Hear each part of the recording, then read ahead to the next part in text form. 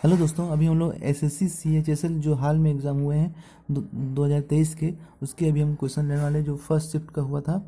ठीक है, 2 नवंबर को। ठीक है, 2 नवंबर को फर्स्ट शिफ्ट का क्वेश्चन था। शायद एक ही शिफ्ट हुआ था, तो उसी का प्रश्न है। पहला प्रश्न है, ठीक है, सर्वेंट ऑफ इंडिया सोसाइटी की स्थापना कब और कहाँ हुई थी? तो सर्वेंट ऑफ इंडिया सोसाइटी की स्थापना गोपाल कृष्ण गोखले के द्वारा की गई थी। और ये कब हुई थी? 12 जून 1905 ईस्वी में, पुणे महाराष्ट्र। ठीक है, पुणे में हुई थी, महाराष्ट्र के अंदर है। ठीक है, और गोपाल कृष्ण गोखले ये कौन है? ये महात्मा गांधी जी के राजनीतिक गुरु कहे जाते हैं, गोपाल कृष्ण गोखले। ये आपको पता होगा। ठीक है, तो ये नाम भी याद रखना है। और पुणे महाराष्ट्र, 12 जून 1905। ठीक है, और गोपाल कृष्ण गोखले को गांधी जी का राजनीतिक गुरु कहे जाते हैं। ठीक है, तो ये भी ध्यान रखना है। नेक्स्ट क्वेश्चन है, आरबीआई की स्थापना कब हुई थी? ठीक है, तो ये तो आपको सबको पता होगा कि आरबीआई की स्थापना 1 अप्रैल 1935 में की गई थी। लेकिन यह जो अधिनियम जो था ना, आरबीआई अधिनियम 1934 का था। ठीक है ना, अधिनियम 1934 का अधिनियम था। ठीक है, 1934 के प्रावधानों के अनुसार 1 अप्रैल 1935 ईस्वी में 35 में स्थापना हो गई है। और लेकिन अधिनियम कब था? 1934 का, 1 वर्ष पहले का अधिनियम था। ठीक है, तो 1 अप्रैल 1935 इसका राइट आंसर हो जाएगा। क्वेश्चन नंबर 3 है, आयोडीन की कमी के कारण कौन सा हार्मोन उत्पन्न होता है? आयोडीन, ठीक है, आयोडीन की कमी से कौन सा हार्मोन उत्पन्न होता है? Thyroid hormone. आपको पता होगा आयोडीन नाम का एक नमक भी आता है, आयोडीन युक्त नमक। ठीक है, तो ये इसकी कमी के कारण कौन सा रोग होता है? मतलब इसकी कमी के कारण कौन सा हार्मोन उत्पन्न होता है? तो थायराइड हार्मोन। ठीक है, नेक्स्ट क्वेश्चन है, लिथियम। लिथियम अपने कई गुणों में मैग्नीशियम और बेरिलियम एल्यूमिनियम से, ठीक है, लिथियम अपने कई गुणों में मैग्नीशियम और बेरिलियम एल्यूमिनियम से समानता दिखाता है। ठीक है ना, लिथियम अपने कई गुणों में मैग्नीशियम, लिथियम के साथ मैग्नीशियम का जो समानता है, और बेरिलियम के साथ एल्यूमिनियम का जो समानता है। ठीक है ना, ये क्या समानता दिखाता है वो देख लेते हैं। तो इस प्रकार की समानता को आमतौर पर आवर्त सारणी में किसके रूप में जाना जाता है? ठीक है ना, ये पूछ रहा है लिथियम अपने कई गुणों में मैग्नीशियम और बेरिलियम, मैग्नीशियम में। ठीक है, लिथियम का मैग्नीशियम के साथ क्या संबंध, मतलब कौन सा संबंध बताता है? तो यहाँ है लिथियम का मैग्नीशियम है। तो लिथियम अगर आप आवर्त सारणी देखोगे ना, तो लिथियम इस तरह से होगा, यहाँ पे लिथियम होगा। ठीक है, और यहाँ पे होगा मैग्नीशियम। ठीक है, तो मैग्नीशियम, ये लिथियम यहाँ होगा और मैग्नीशियम यहाँ पे है। ठीक है ना, अगर आवाज सारणी चलोगे तो इस पहले लाइन में ये लिथियम आ जाएगा, सेकंड लाइन में आ जाएगा मैग्नीशियम। मैग्नीशियम इसके ये यहाँ होगा, ये यहाँ होगा। ठीक है ना, इसके जस्ट नीचे। तो ये कौन सा लग रहता है? ये विकर्ण के नियम के विकर्ण संबंध दर्शाता है। ठीक है ना, विकर्ण के तरह दर्शाता है। और उसी तरह से अगर कहें बेरिलियम और एल्यूमिनियम, ठीक है, बेरिलियम एल्यूमिनियम कहें तो वही उसी तरह से यहाँ कहें बेरिलियम यहाँ पे है। ठीक है ना, और एल्यूमिनियम ये यहाँ पे है। ये भी एक तरह से दर्शाता है किसमें? ये भी विकर्ण संबंध दर्शाता है। तो वही कह रहा है कौन सा संबंध दर्शाता है, किसके रूप में आता है? तो विकर्ण संबंध दर्शाता है, वही चीज़ कह रहा है। ठीक है, इसको हम अगर आवर्त सारणी में लिखेंगे ना, तो ये पहले स्थान पे आएगा, ये बेरिलियम इधर आएगा, और इसको इसके बाद का नीचे वाला जो आवर्त में जाएंगे तो एल्यूमिनियम यहाँ होगा। ठीक है ना, बेरिलियम एल्यूमिनियम। तो इन दोनों का जो संबंध है वो विकर्ण का संबंध दर्शाता है। ठीक है ना, तो वही बता रहा है, विकर्ण संबंध को दर्शाता है। नेक्स्ट क्वेश्चन 5वां है। 5वां क्वेश्चन है, 12वां बायोस्फीयर रिजर्व का क्या नाम है? ठीक है, बायोस्फीयर रिजर्व हमारे देश में कुल 12 ही ये नवीनतम है। ठीक है, नवीनतम 12वां बायोस्फीयर रिजर्व का क्या नाम है? तो पन्ना बायोस्फीयर रिजर्व। ठीक है, तो ये कहाँ है? पन्ना, पन्ना है मध्य प्रदेश में। तो पन्ना बायोस्फीयर रिजर्व ये 12वां है। ठीक है, 12वां और नवीनतम है, सबसे नया है। ठीक है, नवीनतम है, जो कि यह 2020 में हुआ था। ठीक है, 2020 में पन्ना बायोस्फीयर रिजर्व 12वां बायोस्फीयर रिजर्व है। ठीक है, अब वहीं अगर कहें पहला बायोस्फीयर रिजर्व क्या है, तो वह नीलगिरी, जो कि तमिलनाडु दक्षिण भारत में है। नीलगिरी जो है पहला बायोस्फीयर रिजर्व है, ठीक है। अब अगर कहें भारत में क्षेत्रफल के अनुसार सबसे बड़ा बायोस्फीयर रिजर्व की बात करें, क्षेत्रफल के अनुसार कह रहा है ना, जो क्षेत्रफल में सबसे बड़ा है तो वह है कच्छकारण। कच्छकारण कहाँ है पता होगा आपको, गुजरात में है, सबसे बड़ा है क्षेत्रफल के अनुसार। कितना है, 12,454 वर्ग किलोमीटर, ठीक है। तो ये भी आपको ध्यान रखना है, पहला ध्यान रखना है। और जो अंतिम में है 12वां पन्ना बायोस्फीयर रिजर्व, ठीक है। पहला है नीलगिरी तमिलनाडु, और क्षेत्रफल के अनुसार सबसे बड़ा कच्छकारण, ठीक है। 12,454 किलोमीटर स्क्वायर गुजरात में है कच्छकारण। नेक्स्ट क्वेश्चन आते हैं। अब नेक्स्ट क्वेश्चन है, शुद्ध शहद में डूबी हुई रस्सी को माचिस की तिल्ली से जलाने पर जल जाती है। मतलब ये क्या कह रहा है, अगर कोई एक शहद रखा हुआ है किसी में, ठीक है, ये इसमें पूरा शहद है, ठीक है ना।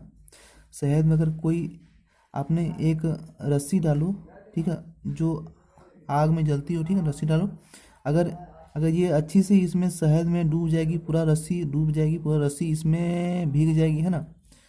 अगर भीग जाएगी तो ये यहाँ तक इसका रस जाएगा, मतलब शहद यहाँ तक जाएगा। तो अगर इसको माचिस से जलाएंगे ना, अगर शुद्ध कह रहा है, अगर शुद्ध शहद होगा ना, शुद्ध शहद होगा तो ये रस्सी को माचिस तिल्ली से जलाने पर जल जाएगी। अगर शुद्ध शहद होगा तो, ठीक है, अगर शुद्ध हुआ ना तो ये अगर जलाएंगे ना तो ये रस्सी जल जाएगी, है ना, जल जाएगी। और वहीं कह रहा है यदि मिलावट वाली की गई हो तो मिलावट, शहद में मिलावट क्या करेंगे, पानी ही तो मिलावट करेंगे, पानी मिला देंगे तो वह मिलावट हो जाएगी। यदि मिलावट की गई हो तो पानी की मौजूदगी के कारण शहद को जलाना, शहद मतलब नहीं जलेगी, है ना, शहद का जो रस्सी है ये नहीं जलेगी। अगर ये जल जाती है तो समझ लो शुद्ध शहद है, ठीक है। तो यहाँ क्या कह रहा है कि यदि जलेगी तो किस तरह का आवाज़ आएगी, है ना, वही पूरा है। तो किस तरह का आवाज़ आएगी, तो चटकने के जैसे आवाज़ आएगी, जैसे चिट चिट चिट का आती है ना आवाज़, चिट चिट चिट ऐसा आवाज़ आती है, तो उसी तरह से आवाज़ आएगी अगर ये जलेगी तो वह कैसे पता चलेगा, तो यह इससे पता चल जाएगा कि ये शुद्ध शहद होगा, है ना। तो इसको क्रैकिंग साउंड भी कहते हैं, चटकने जैसे आवाज़ को क्रैकिंग साउंड कहते हैं। अब नेक्स्ट सवाल है, ये आपको समझ में आ गई है। नेक्स्ट है STP यानी स्टैंडर्ड टेम्परेचर एंड प्रेशर, ठीक है। स्टैंडर्ड टेम्परेचर एंड प्रेशर के लिए टेम्परेचर और प्रेशर का जो मान होता है वह क्या होता है।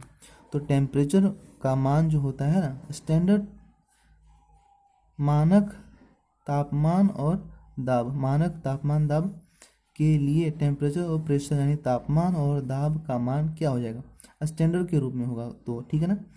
तो टेम्परेचर का मान जो होता है 0 डिग्री सेल्सियस होता है। अगर इसको केल्विन में लिखें तो 273 होता है, पॉइंट कुछ होता है लेकिन 273 मानते हैं, ठीक है, 273 केल्विन।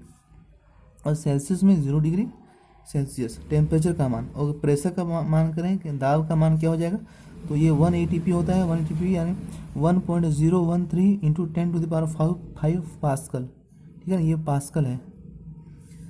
स्टैंडर्ड टेम्परेचर प्रेशर में किसी भी गैस, कोई भी गैस होता है, एनी गैसेज, इसका 1 मोल का जो आयतन होता है ना वह 22.4 लीटर होता है, ठीक है ना। ये आपको ध्यान रखना है, ये हमने एक्स्ट्रा में दिया है, 22.4 लीटर होता है, ये चीज़ ध्यान रखना है। नेक्स्ट क्वेश्चन है 8वां, ये क्या आया था देखते हैं। भारत में सर्वाधिक वर्षा भारत के मासिनराम के किस पहाड़ी पर होता है। ये तो आपको पता होगा कि भारत में सर्वाधिक वर्षा मासिनराम में होता है। मासिनराम कहाँ है, तो मासिनराम है मेघालय, ठीक है, मेघालय राज्य में है।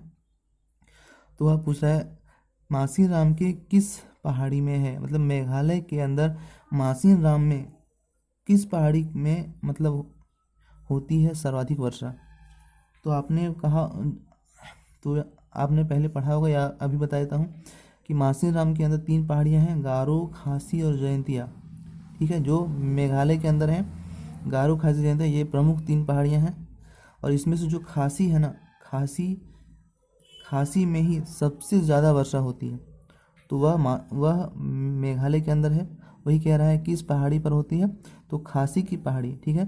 तो गारो, खासी, जयंतिया ये 3 प्रमुख पहाड़ियाँ हैं मेघालय के अंदर, ये भी आपको याद रखना है, ठीक है। सर्वाधिक वर्षा खासी की पहाड़ी, मेघालय, माउसिनराम, है ना, ठीक है। अब नेक्स्ट क्वेश्चन है खेलो इंडिया यूथ गेम 2023 का सवाल है, ठीक है। ये 2023 का सवाल आया था। तो खेलो इंडिया यूथ गेम्स 2023 का रैंक क्या है, ठीक है। तो 2023 का रैंक जो है इसमें कौन सबसे पहले से नीचे आ रहा था, तो सबसे पहले पायदान पर जो होता है ना वह महाराष्ट्र था, ठीक है। महाराष्ट्र में कुल कितने मेडल जीते, तो कुल 161 मेडल जीते, है ना। और गोल्ड थे 56 गोल्ड थे, बाकी ब्रॉन्ज भी थे, लेकिन 56 गोल्ड था और कुल मेडल 161 मेडल, ठीक है। पहले में महाराष्ट्र, दूसरे में हरियाणा और थर्ड में मध्य प्रदेश, ठीक है। और मध्य प्रदेश से याद आया, ये खेलो इंडिया यूथ गेम जो था ना ये मध्य प्रदेश में ही हुआ था, ठीक है ना। ये भी ध्यान रखना, 2023 का जो खेलो इंडिया यूथ गेम था वह मध्य प्रदेश में हुआ था और यह 5वां संस्करण था, ठीक है। इस बार 2023 में 5वां संस्करण का आयोजन किया गया था 2023 का खेलो इंडिया यूथ गेम, ठीक है। इतना आपको ध्यान रखना है। नेक्स्ट सवाल में आते हैं। बंगाल के गवर्नर जनरल वॉरेन हेस्टिंग्स, ठीक है। बंगाल के गवर्नर जनरल वॉरेन हेस्टिंग्स का कार्यकाल क्या था। बंगाल के गवर्नर जनरल वॉरेन हेस्टिंग्स का जो कार्यकाल था वह क्या था।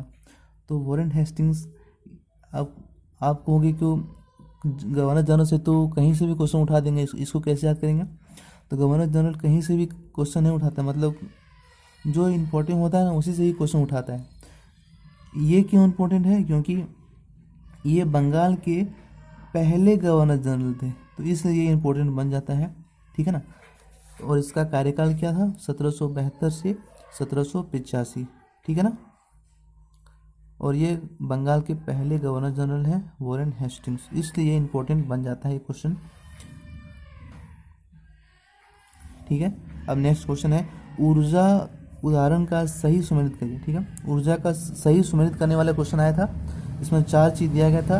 हमने जो भी क्वेश्चन आया था वो पता नहीं है, लेकिन जो उसमें क्या क्या इसके स्थान पर होगा, मतलब स्थिति ऊर्जा में क्या क्या होगा वो हमने दे दिया है। उसी हिसाब से आपको ऑप्शन में सारे वही सब क्वेश्चन आए होंगे, ठीक है।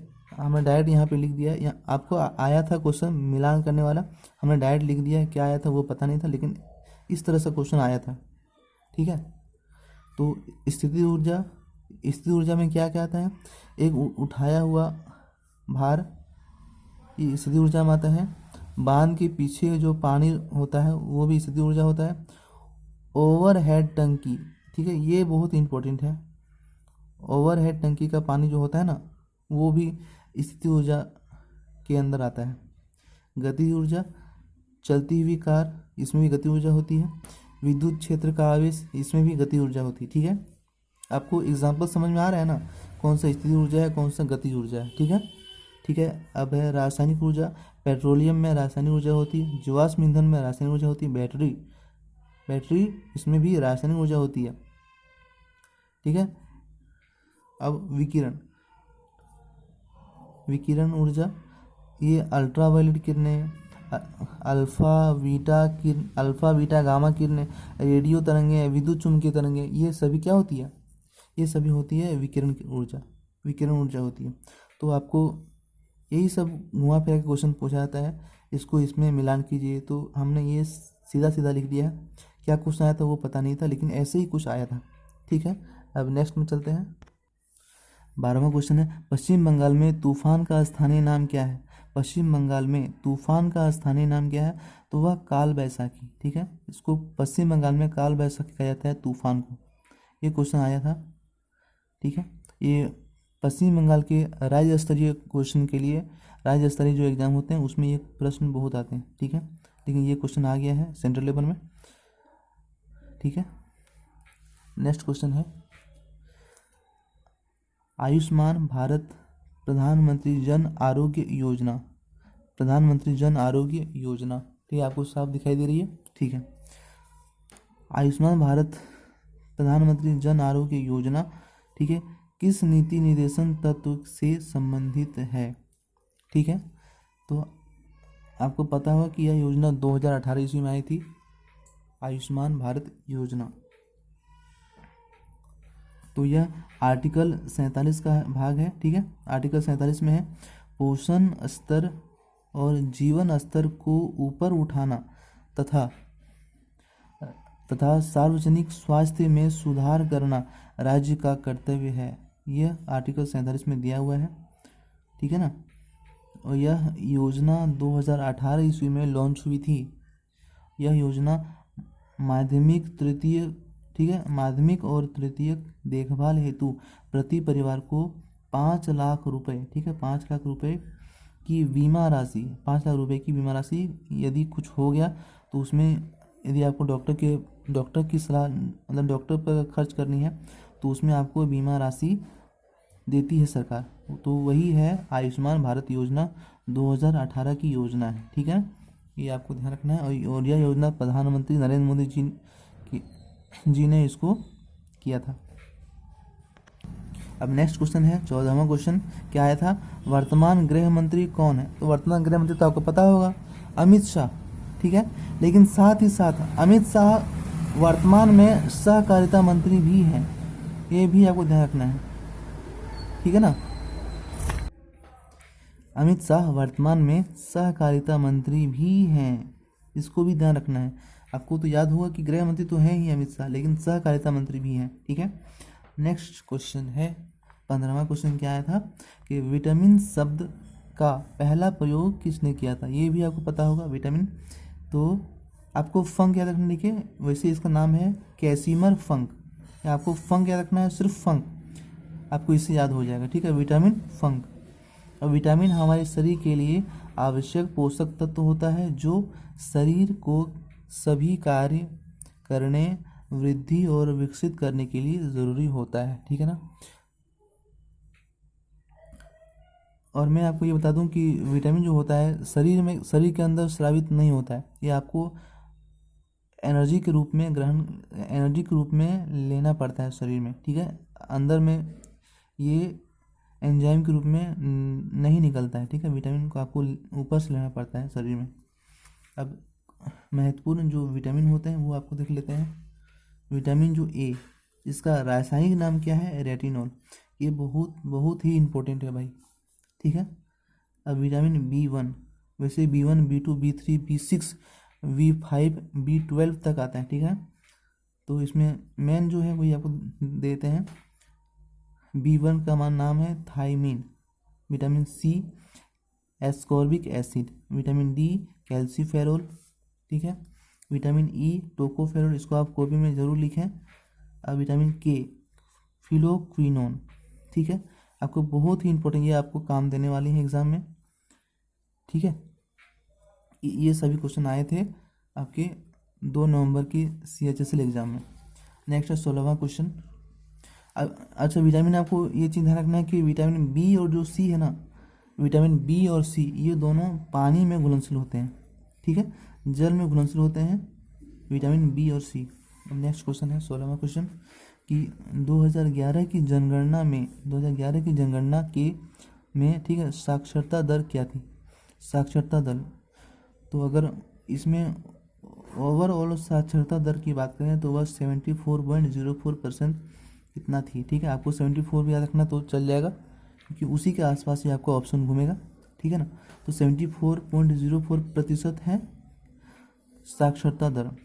अब करें कि सबसे अधिक साक्षरता दर किस राज्य की थी, तो सबसे राज्य की है मतलब, ठीक है, 2011 की जनगणना के अनुसार सबसे अधिक केरल का, ठीक है, 94%। और सबसे कम साक्षरता दर बिहार का है, ठीक है ना। ये चीज़ आपको ध्यान रखना है, इंपॉर्टेंट क्वेश्चन बन जाता है ये। वैसे इसका आंसर हो जाएगा 74.04% साक्षरता दर ओवरऑल की बात करें तो। अब नेक्स्ट सवाल है और लास्ट क्वेश्चन आया हुआ है कि POP यानी प्लेटफॉर्म ऑफ प्लेटफॉर्म्स, ठीक है, POP ये पहल हुई थी, यह किससे संबंधित है। तो यह जो संबंधित है NAM यानी नेशनल एग्रीकल्चर मार्केट, ठीक है ना, इसी के तहत ये संबंधित है POP।